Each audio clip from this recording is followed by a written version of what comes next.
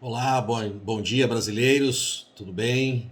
Aqui quem fala é o professor Tarcísio e eu quero conversar com vocês um pouco sobre esta opinião, né, dada pelo Megali e é realmente assim um sentimento, né, do brasileiro que ele está expressando. E eu também quero complementar, falar alguma coisa sobre essa leitura que ele fez em relação ao nosso presidente da República entrando, né, num avião e tendo ali as manifestações, né?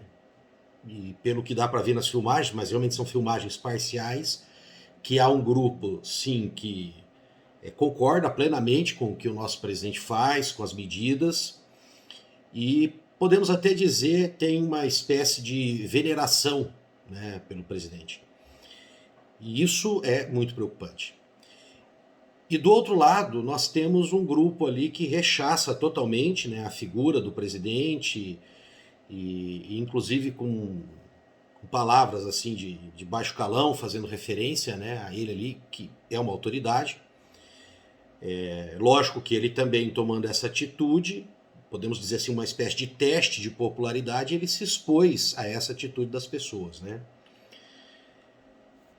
E no meio de tudo isso nós temos uma porção grande de pessoas ali que estava querendo o quê? Realmente que o avião decolasse. Então nós precisamos disso, que o avião decole. Né? E essas disputas acirradas, essa desunião, né, pode comprometer esse trabalho de todos os brasileiros. Eu tenho escutado por diversas fontes, e não estou dizendo que nenhuma delas esteja correta, né? Até porque essas perspectivas de eleição, elas não representam o que realmente vai ocorrer no momento da eleição. Mas a gente escuta assim, né?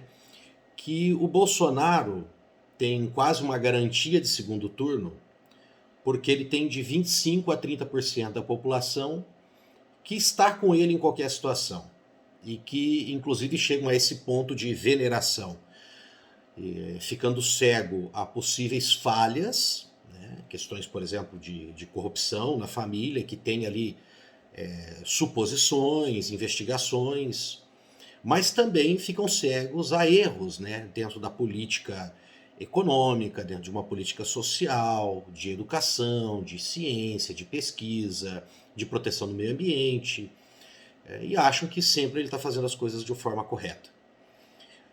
Também as pesquisas indicam que o provável candidato da esquerda, que seria então o ex-presidente Lula, também teria em 25 a 30% desses votos, que são votos cativos de militantes, que também não vão olhar o histórico de corrupção e tudo mais que a gente já sabe da história do PT e que infelizmente envolveu a figura do ex-presidente Lula. Mas então nós temos ali aqueles 40% de pessoas, que é uma porção maior que esses dois extremos. Os dois extremos somados são 60, mas nós temos 40% ali que quer o quê? Quer que o avião voe, que a gente saia, né, dessa polaridade, que nós tenhamos pessoas mais razoáveis discutindo e agindo nessa questão da pandemia. Quem está certo na pandemia? É muito difícil dizer. Mas uma coisa a gente pode afirmar: as pessoas não estão querendo ouvir. Não há um diálogo, há uma contraposição, né, de opiniões, de argumentos. Todos querem dizer que estão eles sim munidos da verdadeira ciência. E aí sempre que uma pessoa comparece, por exemplo, a essa CPI, né, da Covid, essa CPI das ações do governo federal e também agora, né, uma CPI dos gastos que tiveram prefeitos e governadores, a gente percebe que a pessoa será trucidada por um dos lados nas redes sociais. Então nós precisamos resgatar esse diálogo, né? As pessoas estão morrendo, é meio milhão de mortes. E parece que isso não importa, parece que isso não significa nada. Então eu acho que nós não temos aí duas opções de lideranças para um país para esses 40%. Então eu repito aqui aquela pergunta que fez por escrito, né? Quem será por nós? Quem será por nós? E eu quero então conclamar esses líderes políticos, vocês que têm um nome na mídia, que são fortes, né? Não vou citar nomes aqui, mas vocês sabem que a gente pode colocar aí de 3 a 4 personagens, né, que hoje têm conhecimento, porque muitas vezes, gente, mais do que capacidade para governar é o nome, porque as pessoas votam em quem é conhecido. Sem a menor sombra de dúvida, no Brasil existem centenas de pessoas mais capazes de governar o Brasil do que o presidente Lula, do ex-presidente Lula, e centenas de pessoas mais capazes de governar o Brasil do que o presidente Bolsonaro. Porém, é essa questão de ser conhecido e querer estar ali. Então nós temos que também respeitar, né, e reconhecer esse mérito dessas pessoas que estão ali e se expõem a essa situação muitas vezes difícil, né, na maioria das vezes difícil de ser presidente e ser político. Então reconhecemos isso, mas há pessoas mais capazes.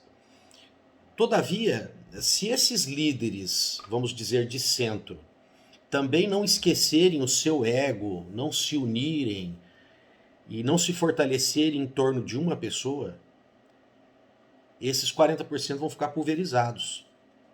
Então eu peço aqui, como uma pessoa que quer paz, que quer que o avião decole, que ou esses líderes da extrema direita ou da extrema esquerda passem a ter uma posição mais conciliatória, por favor, por nós brasileiros eu estou pedindo isso. Ou que esses líderes de centro, que podem se tornar aí a terceira via, façam, né, uma revisão de você mesmo enquanto ser humano, do que você pode fazer pelo Brasil agora. Será que o seu principal papel na história é realmente concorrer à presidência? Ou será que o seu papel é ter essa atitude de coragem de abrir mão de uma candidatura e apoiar uma pessoa?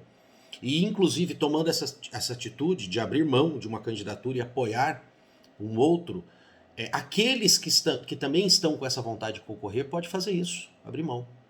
Eu peço isso a vocês, líderes do meu país, para que nós tenhamos um país, né, de paz, de diálogo, e que nós possamos, assim, salvar pessoas e salvar a nossa economia. Muito obrigado.